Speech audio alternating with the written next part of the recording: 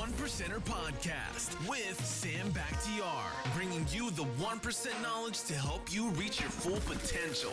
Learn what it takes to rise above the 99% and become a 1%er.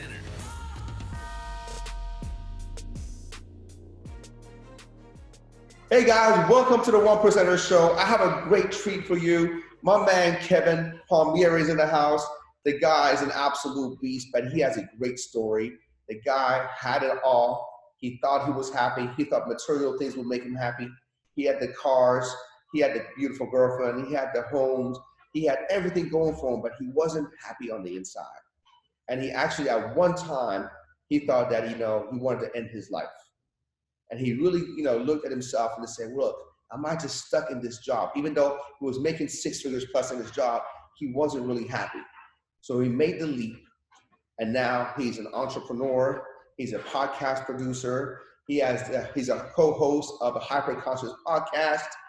And he's helping other people break through. Welcome, Kevin. Sam, thank you so much for having me. I appreciate you taking the time, and I can't wait to dive deep today. Bro, it's crazy, man. So they say money doesn't buy happiness. And I found out that that's true. I thought, when you don't have money, you think that money buys happiness. And you think that, once I have this car or this house or this girlfriend or I have this and this, that makes me happy. Mm. And I've learned that you're either a happy person on the inside or you're not. If you can't be happy with, a Toyota Corolla, you won't be happy with a Ferrari either. Right. So tell me about your experience of happiness and tell me a little bit about your background growing up and how'd you get here? Sure. So when I was younger, so I grew up in a single family home. I didn't meet my father or understand who my father was until I was 28 years old. And that was one of the hardest things I had ever done in my entire life. We can dive into that after if you want. But growing up, I never realized that I was depressed and anxious for most of my life. I didn't know that was a thing. Nobody was talking about that, right? And we never had money growing up. So that was always a thing for me. It was always an insecurity. I value comfort very highly, and I didn't have much of that growing up. So I jumped from job to job. I decided early on, I'm not going to college. Like, that's just not for me. Everybody else went. I was the only person that didn't go. I'm job hopping all over the place, and I get this unbelievable opportunity to work for a construction company that travels up and down the East Coast, making state and government buildings more energy efficient. Cool. So I start off making $50 or $60 an hour. By the end of it, I'm making $100 an hour, which for me was unbelievable. $100 an hour, man, in a construction job. I mean, that's not bad money even right now. Right. And with no college degree. So this is part of the story too. I didn't have a college degree. I didn't ever anticipate making that kind of money. So when I did, it was like, I'm never going to stop doing this. This is my life. And so basically what happened was in 2015, as you spoke of, I had quote unquote everything I wanted. I had the body of my dreams. I just did a bodybuilding show. I was very lean. I was jacked. I had all that.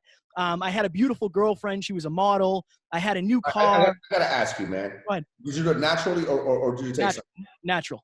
Okay. All natural forever. I used to bodybuild like, in a high school. I took shit. I just want to know. Yeah. I'd love to dive into that when we interview you. Right. So I had it all, quote unquote, all for a 25-year-old guy who did not have any college degree and wasn't supposed to be where he was. I had it all. So my girlfriend ended up leaving me after the bodybuilding show because I was a shell of myself. I was depressed. I had no sex drive. You know how it is, bodybuilding shows, right? So she leaves me. You got no food for even thinking. You can't have no food for anything else. Right. So she ends up leaving me. I still to this day think that was the best thing for her. I was holding her back. I know that. I own that. So I still thank her to this day for leaving me. But when she left me, I had this realization of, you're not the dude you think you are. You're not confident. You don't have any self-esteem. Like, you're not the man that you've been portraying for the last, 10 years. You're not the person that you think you are. That's a difficult conversation. Yeah. You came to self-realization, man. Hey, man, I'm putting up a front. Yeah. And so she leaves, and now I have this 2-bedroom apartment all by myself. My bills just doubled. Work slowed down. And it's all there was self-exploration. That was the time where I had to figure out, who is Kevin? what lies have I been telling? And how do I fix this? Because I am not happy. I am not happy. I love it, man. You know, as you said, my bill just doubled. So even though you were making that much money, you still didn't pay her half. I love it. I'm sorry. I was just, maybe she left you because of that. Okay. maybe. So this is my initial, Sam. This was my initial jump into personal development. So when you're at rock bottom, what do? You start looking for ways out. And I'm listening to Tony Robbins. I'm listening to Darren Hardy, The Compound Effect. I'm listening to these things. And every night before I went to bed, I said these positive affirmations. I will make the most money I've ever made this year. I am handsome. I have women around me all the time. I am confident. I said these things. And work exploded. So out of the next 12 months, I was on the road every single week for 10 months out of the year. Every week I was gone. But I was making money. That's what I wanted. I forgot. This is what happened. After my girlfriend left, I forgot how miserable I was because I didn't like who I was. And then I started making money and I didn't have to worry about who I was anymore. I just got the money again, so it didn't matter. Yeah, so it was like masking the pain. Exactly. So at the end of the year, I get my last pay stub and I'm like, did I do it? Did I make over 6 figures at 25 years old with no college degree, faster than any of my friends, faster than anybody I know, the richest person in my family? Did I do it? Yes. And I remember going to bed that night and laying in bed and remembering nothing changed. I did it again. I did the same thing I did before. It doesn't matter what car is in the garage. It doesn't matter how big the house is, who's laying next to you, where the house is. It doesn't matter. What matters is up here in your head. And again, this is such a painful thing to go through, but that is what started the journey for me. That's where Hyperconscious started. Every single action you have ever taken started as a thought. If you can change the way you think, you will change the way you act, and then you will change your life. And that is basically, ever since then, I started the podcast. It was just a little hobby at that point. I wasn't very serious into it. And as it grew, as I got the messages of people saying, hey, you helped me so much. I can't believe this is what it's all about. Like, I thought I would be happy with money too. We are probably 5 months into the year, and I have this shift of, I can either keep podcasting or I can keep working. Remember, being away from home used to get me a lot of money. Now getting away from home takes me away from my purpose, my passion, and my mission. So we're probably 8 months into the year, and I'm sitting in this crusty hotel room in New Jersey. It's 5:45 in the morning. I remember this like it was yesterday. I'm sitting at the edge of the hotel bed, and I'm lacing up my boots for work. And the best way I can explain it is just, there was 10 televisions on in my head, and they all had they're all on different channels. And it's just saying, you can't leave here. You're stuck. You'll never make this money again. How are you going to be a successful podcaster? Like, how is that going to happen? How are you going to make that your full-time job? And in that moment, I genuinely felt the best thing for me was to take my life because, and again, I'm not thinking rationally, I'm thinking emotionally. But if you think about it, if I'm gone, all my problems are gone too. And that was the darkest day of my entire life, being 5 hours away from home, being in a room with somebody that you don't really know. So I texted Alan, who's the co-host of the show. He talked me down off the ledge, so to speak. And 3 or 4 months later, I quit and I went full time into podcasting. I'm now a podcast consultant, a coach. I'm a professional speaker. And it's interesting, man. So it's crazy. So let me understand this clearly. You're making 6 figures, and all of a sudden you're going to leave your 6-figure pay. Yes. To come do something that literally is not paying you anything yet. Right. Mm-hmm. I want to know the conversation in your head. I want to know what your relatives, your friends, and everybody else said about you, because it's not common for somebody to leave a high-paying job or a career to chase their passion. Obviously we know it's the right thing to do, and you don't want to be, we know that, but 99% of people don't have the balls to do that. You took a leap of faith. You went from over 100 grand a year to 0. Okay, please enlighten me. Honestly, man, and this might sound like a cop-out, a lot of it was the people around me. My family didn't understand at all. like their thing was more the stress of how are you going to pay the bills. Yeah. My mom supported me. Honestly, my mom was like, I want you to be happy. And everybody knew how low it got. Because I'm very open about my story. I don't ever want anybody to look at me and say like, oh, I could never be like that. I guarantee you could. I'm nothing special. I work really hard, but I'm a regular dude with a big dream. So Alan was in my corner.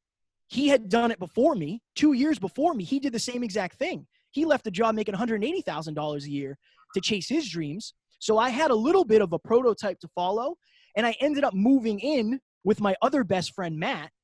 And he said, $500 a month, man, we'll live together. He's a real estate investor, so he's chasing his dreams. I genuinely think that my environment helped me out tremendously. And honestly, Sam, and you can probably speak on this too, anybody who didn't believe in me isn't in my life anymore. Oh, you know what, man? You have phases of life, man. It's not that they didn't believe in you; they didn't believe in themselves. True. Yeah. And man, it's crazy. You had the right people around you. You had the right people. Your mom was very supportive. You had Alan. You had Matt. And so, tell me about the beginning, man. So you moved in with your Matt $500 a month, and then you start a podcast. Okay. Now, a lot of people that are listening to this, they're going like, okay, well, I'm in a dead-end job and I don't really want it. So I'm going to do the same thing, as Kevin. I'm just going to get up and start a podcast. It's a little more complicated than that. Oh, yeah. A little more complicated because I don't want people like all of a sudden, like, they have bills and stuff like that and all this kind of stuff to be able to just leave and do a podcast when all of a sudden next month they can't even pay their bills. So tell me about that transition. Maybe you should talk about that a little bit about if somebody is thinking about doing what you have done, what are the steps to look for? What are the things to avoid and all that kind of stuff? Sure. So number one, when people come to me and say, I want to start a podcast, I tell them, do not expect to make any money anytime soon. If you're getting into a podcast to make money, you're going to be in trouble. Now, when you're in it, so my thing is, if you want to do it, do it. But start with it as your side hustle because there's this thing called pod fade. Most episodes do not last any more than 7, or most podcasts don't last any more than 7 episodes. 7 episodes is the point where most people quit, right? And I think there's 700,000 podcasts or something like that. Yeah. But that doesn't mean that people are doing them consistently. If you can't do it consistently, you're not going to grow. So the number one thing is make sure it's something that you're willing to talk about and you're going to be excited to talk about every single week because that helps. That I love talking about getting better. I love talking about mindset. I love talking about habits. I am so happy to talk about that stuff. It's amazing to me. But I think very similar to, 5 or 6 years ago when people were just starting YouTube channels to start YouTube channels, it can't be something that you're just going to dip your toe in. Because if it is, you're going to get left behind. And if you don't take it seriously, nobody else is going to take it seriously either. So I think do your research or hire somebody to help. But start small. Start with 1 episode a week. Start doing solo episodes because as you know, getting guests, hooking up all this equipment, that is a whole thing, right? So 1 episode a week, focus on either doing it by yourself or doing it with close friends. Make sure it's something that you are very passionate about. And more than anything, make sure it's something that you've gone through because you can speak on what you've gone through better than anybody else can. Yep. All right. So you started this podcast, and then what was the first time you actually was able to monetize anything on it? Sure. Yeah. It took me 2 years. It took me 2 years. Yeah. So I love it. I love it because I don't know if you remember back in the day, when the blogs were hot. Yep. Everybody had a blog, right? Everybody had a blog. And everybody thought that they're going to make a blog and make a bunch of money, and I'm like, dude, if you make a blog, man, you got to do years of work, to be able to drive the traffic and be able to establish yourself as authority and be able to have the authority for you to be able to monetize it. And it was, I always told them it will take at least 2 to 3 years of hard paying attention to it and being consistent. And, I'm glad that you said the same thing. And I believe in the same thing. And the problem is, like you said, is the thing that gets in the way of most people's success is that nobody wants to be consistent. Right. Nobody wants to do anything. Nobody wants to be consistent in the gym. Nobody wants to be consistent in their savings. Nobody wants to be consistent, in their podcast. Nobody wants to be consistent in anything. Everybody is just running after the shiny object, and nobody's really wanting to just go deep in just one thing. Yeah. Well, I want to be the person that I needed when I was at my lowest point. That's why this podcast is still going. We're going to hit 300 episodes at the end of the month. There's no way I would have done this if it wasn't for a deeper purpose. Sam, if I was in this to make money, I would have quit 2 years ago. But I'm in it to make impact. I'm in it to make connections. Without the podcast, I wouldn't be sitting here talking to you right now, right? I wouldn't be able to have you on the show. I wouldn't know Dave Meltzer. I wouldn't know Mark Metry, Evan Carmichael. I wouldn't know any of these people. But it has to be deeper. It has to be deeper. I'm sure when you're telling people about fitness, if you just want to look good in a bikini, it's going to be a lot harder than if you just got diagnosed with some sort of illness that you're forced to lose weight. If you can create a crazy strong why power, I have to do this. This is no longer an option for me. I have to do this. I have to change the world. And I have to let people know that no matter where you are, no matter where you've been, that does not determine where you're going. I love it, man. I love it. Like I said, in the past, the only thing good for the past is it's a learning tool, learning lesson. Yeah. All that matters is where you are right now and where you're willing to go. Yeah. Leave your past behind and take the examples with you. Speaking of where you're willing to go, what are some of the things that you're excited about that you're working on? I'm dying to know. Yeah. So Alan and I are going to be hosting 4 events this year. There's not a lot of events on the East Coast. There's a ton in California and out there, right? But we want to bring that out here, and we want to be able to host events. So we're having our good friend Brant Pinvidic speak at one. We're going to get Dave Meltzer to speak at one. We're going to be looking for speakers. So if you speak, we can set something up. But doing that, and then now I'm working with high-end clients for podcast consulting and podcast production. And honestly, I just want to keep podcasting. I want to keep working out. I want to keep doing the things I do. Like, I've never really been excited for life. And it was a sad realization. This is kind of the first time I ever remember being excited for the future and not afraid of it. So it's a tough answer to answer, but like, I'm kind of excited for everything, man. No, bro, that makes total sense. I mean, for me too. I mean, if I had to ask myself the same question, I'm excited about life. Right. I'm excited about everything. It doesn't have to be one thing that gets me excited, man. I mean, I get up at 3:00 in the morning. I can't wait to go. You know what I mean? I got things to do. I want to meet people. I want to network with people. I'm working on projects and things like that.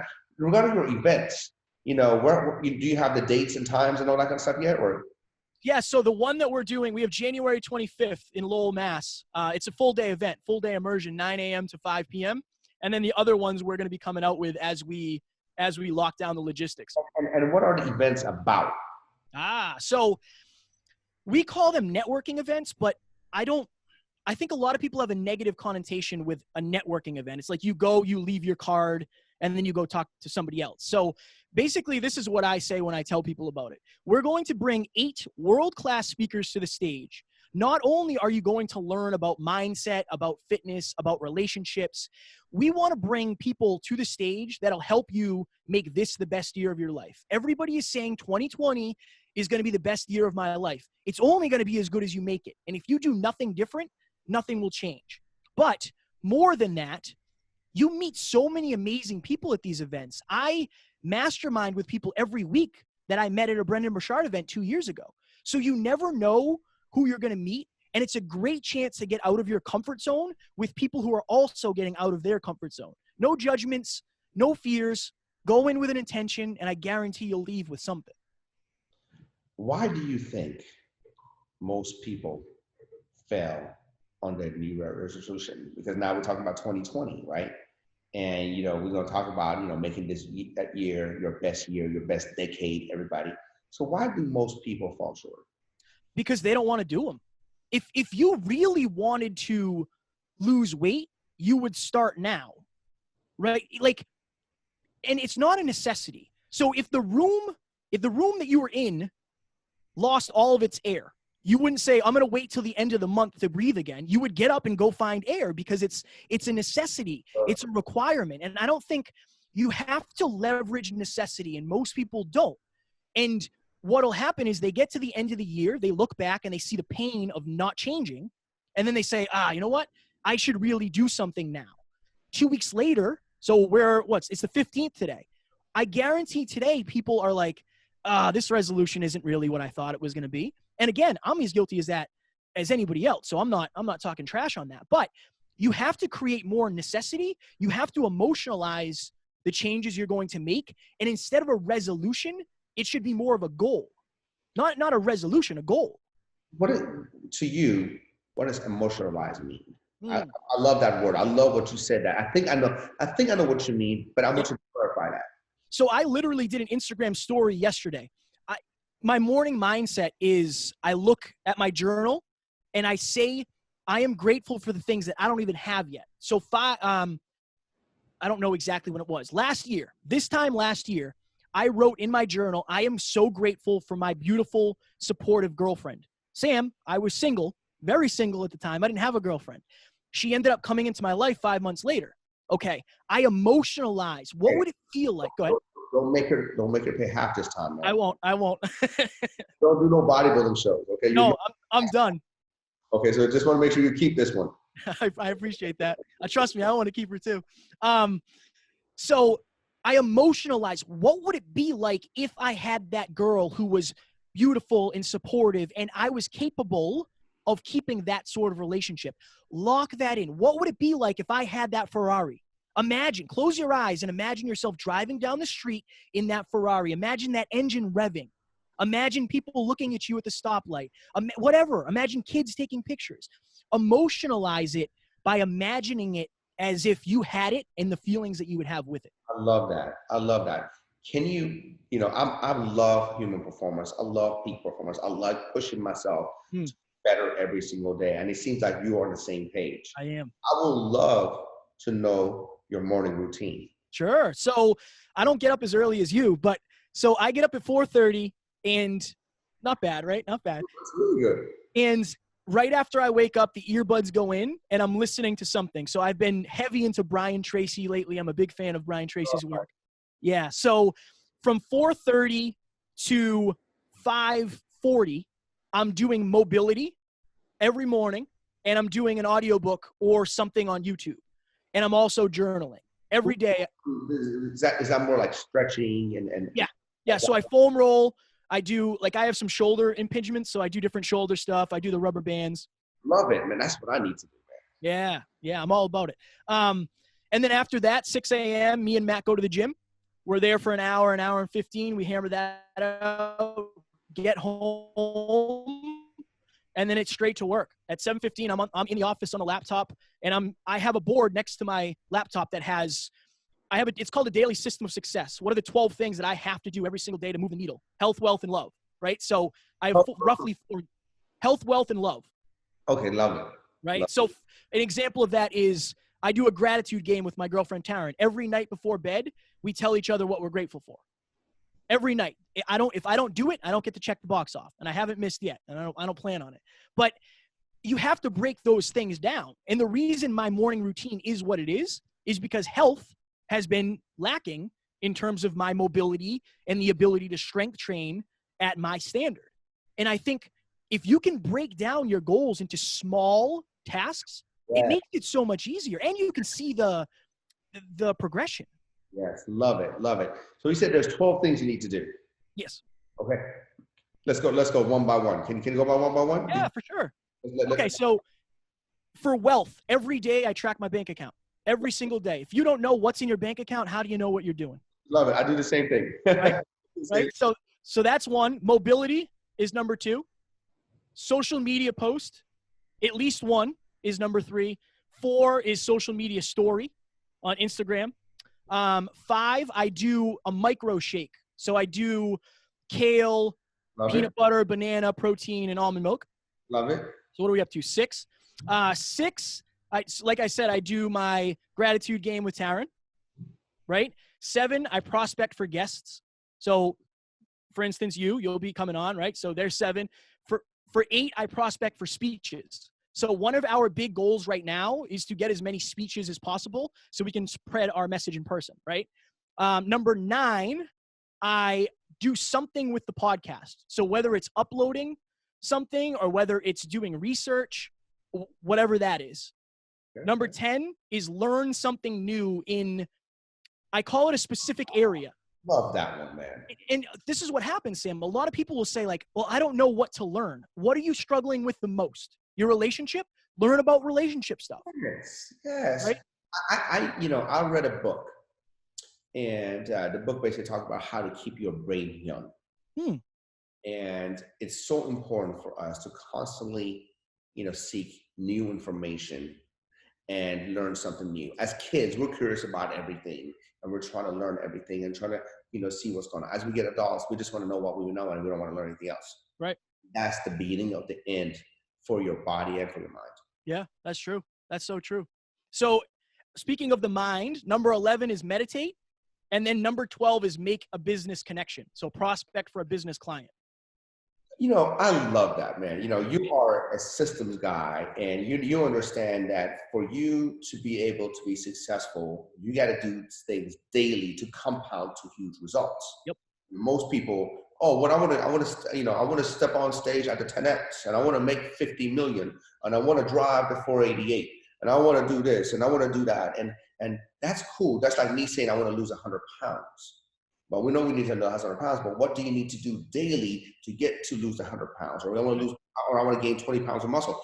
What do you need to do daily to be able to do that? So you broke down where you need to go, and you came out with a checklist of things to do every single day to compound to where you want to go. I love it. I do the same thing. Yeah. Not many people do that. And I'm like, wow. That's why I wanted to know about your 12 steps.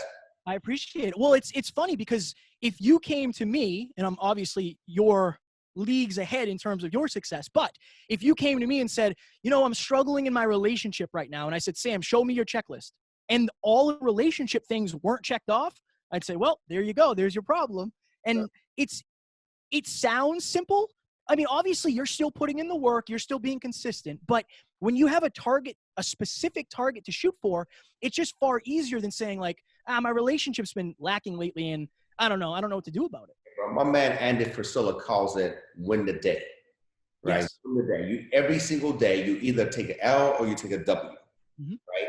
And if you take enough W's, there's going to compound to huge championships and all that kind of stuff. But if you just keep taking L's and L's and L's, and you have something you control, something what the metric is. Most people are going through life and they don't know what the score is. Right. They don't know if they're winning. They don't know if they're losing. They're just fucking playing the game and have no idea where they are. So I want to commend you on that. I love that stuff. That's the kind of stuff that I can read about and talk about all day. I appreciate it. And another thing is too, a lot of people don't even know what game they're actually playing. Oh, true. You know what I mean? Preach, baby, preach. Well, I think that there's this disconnect. So have you heard about the 4 Tendencies? It's a book by Gretchen Rubin. I have not. So you can break every person into one of 4 tendencies. One of them is an upholder, one is an obliger, one is a rebel, and then there's one other one I can't remember. But most people are obligers. Like 80% of people. An obliger has trouble with taking their own inside wants and desires and accomplishing them, but they do really well when other people tell them what to do. And the reason that... Right now, I'm a rebel. Oh yeah, I know. I could have told you that for sure. But I think that's a good thing. But you've also probably gone through a lot more pain associated with not listening. I fucked everything up. The reason I'm here is because I fell on my face about 1 million times back. Right. So I think you believe this or not, most of our listeners, a lot of them are actually women. Why? Because Alan and I are very vulnerable. We're very transparent. And I tell it like it is. The first thing I'll say to you is what we do is not easy. I can't guarantee you'll be rich from this. Like I can't. Yeah. I can't. But what I can tell you is fulfillment has felt better than any amount of money in the bank. And I know the money in the bank is going up, so I'm sure I'll feel better when that happens too. But I think so many people are talking about just the money. And they're not talking about, like, what do you have to be to get the money? Character. I care so much about character that, honestly, we've had some people on our show. We'll get to the end of the episode and we'll say, you know what? We're canning that episode. Like, I can't put that out because it's not true. Yeah, I've done that. Yeah, right. You don't, then you associate with somebody that you don't want to associate with. Right. You don't want to do that, man. You don't want somebody, coming out and just giving you some bullshit and some hype and things like that. Because if they're lying or they're not being transparent and all that kind of stuff, and you look like a, non-honest or, a non-trustworthy person. Right. And my main focus so right behind you, we have the studio set up, the camera, the lights, all that. When the camera goes on, it's not about me anymore. It's about the listeners. The questions that I ask, like when we interview you, I will know more, like the questions I ask you, I'm going to know the answers to, but it's my job to get deeper under that. Let me get under that for the listeners, because that's what it's all about for me. And that's why I said, if you want a podcast for you, that's fine. But if you make it about the listeners and you connect with the listeners, you're going to be so much more successful. It's kind of like launching a product. Are you launching a product for you or for the buyer? Right. And your listeners are your buyers. You know what I mean? Like, you're not going to launch a product and you're going to be the only customer. You better do market research and be like, what people want. And, I love it, Kevin, because you're relatable and you're vulnerable. I appreciate those are the two biggest things that you need to have. You just came up and said, hey, man, I had no sex drive. Most men would never say that. She left me, I have no sex drive, man, shit. I'm like, I'm like, well, it's probably more than that. Probably after shit, so. But I think it's important, man. It's important to be, another thing that I talk about that dudes don't, I was addicted to porn for years. And the only reason I talk about that is because I guarantee somebody watching or listening is feeling the same exact way. But it's funny. We did an episode on insecurities recently. When you're with somebody who has the same insecurity as you talk about it openly and there's no judgment. Why? Because that person's not going to judge you because they're dealing with the same thing. So that's why it's my job to talk about that stuff so other people can too.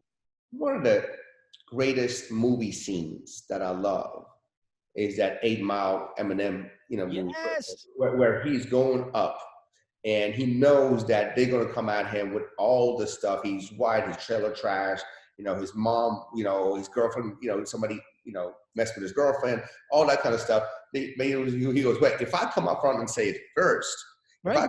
I'm making myself vulnerable, you guys have nothing to talk about. Right. So he just came out from the get-go, yeah, I'm this, yes, I'm that, yes, I'm this.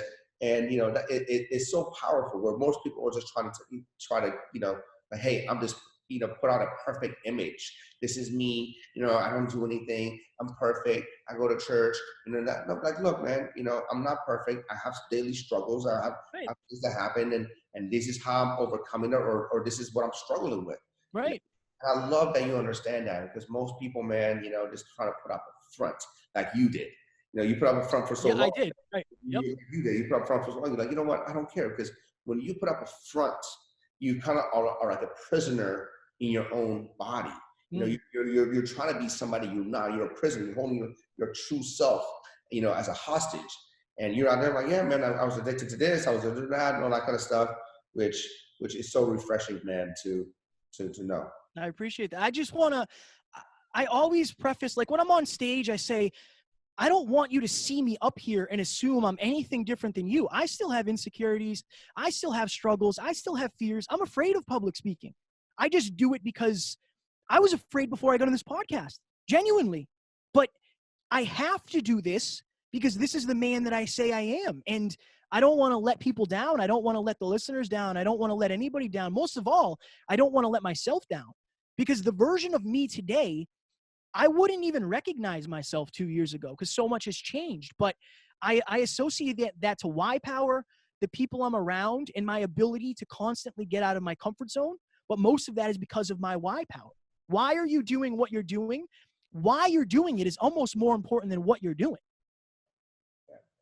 And what is your why, if you don't mind sharing with me? Yeah, I don't ever want anybody to get to the point that I was at where they felt alone, where they felt helpless, where they felt hopeless.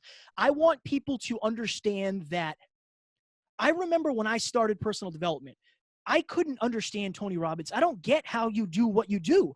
I didn't get how Robert Kiyosaki did what he did. It seemed like he was a superhero, and he is, but it's only because he's been doing it for so long. So I want to take people from the beginning of their journey.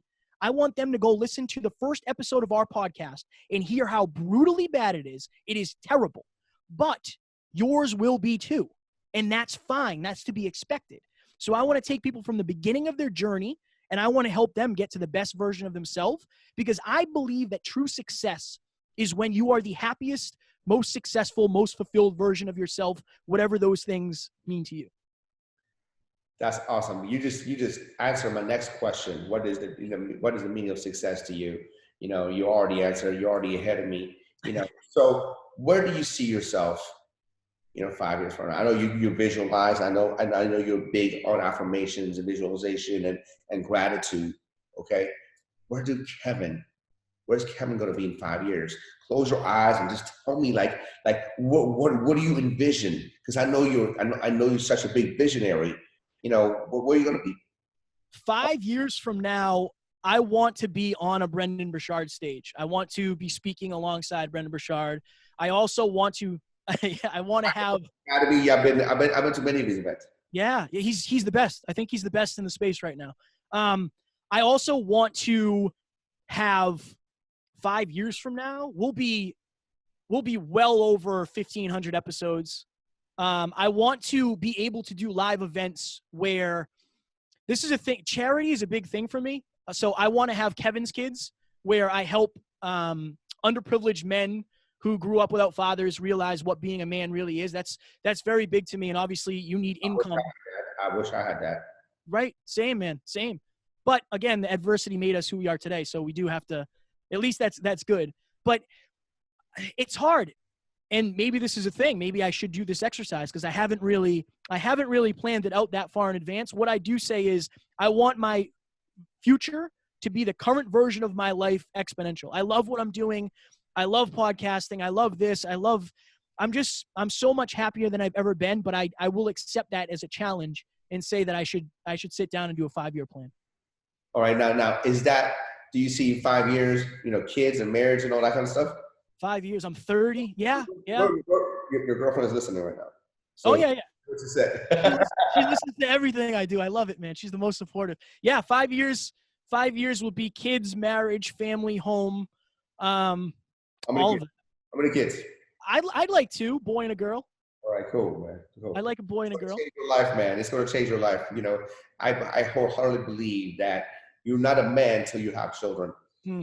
Once you understand that impact and everything that you do, they're watching, it's going to take you to a whole new level. And I want to be loving watching you, go through your transformation, throughout your journey and what you do, not only for others, but for the community and the charities and all that kind of stuff. Being so young, man, you're such a big visionary.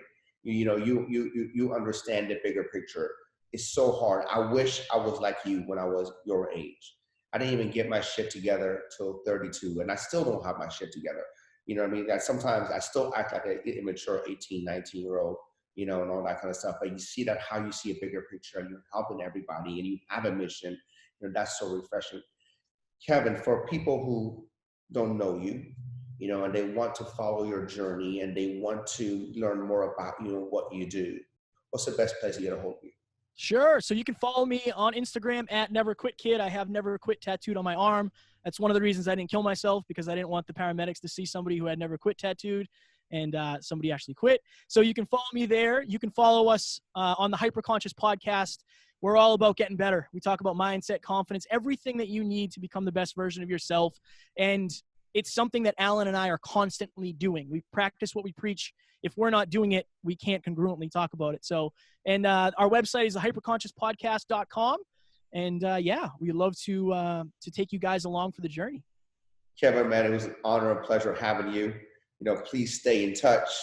And, I want to exchange phone numbers with you after this, and then make sure we know if there's anything that I can do, to help your journey, to connect you with the right person, whatever it is, man. I'm looking for always having lifelong friendships, and you never know what's going to come out of it. I appreciate you so much, Sam. I've been on many shows. This was absolutely fire. I appreciate you. Great questions. And you are a great man. And I appreciate you very much. Thanks, Kevin. God bless you, man. Thank you. Thank you. Hey guys, if you like today's episode, do me a huge favor. Go ahead and leave a comment below, subscribe to the channel, leave me a review, and tag a few friends that you think can benefit from what we shared today. Really appreciate it. God bless.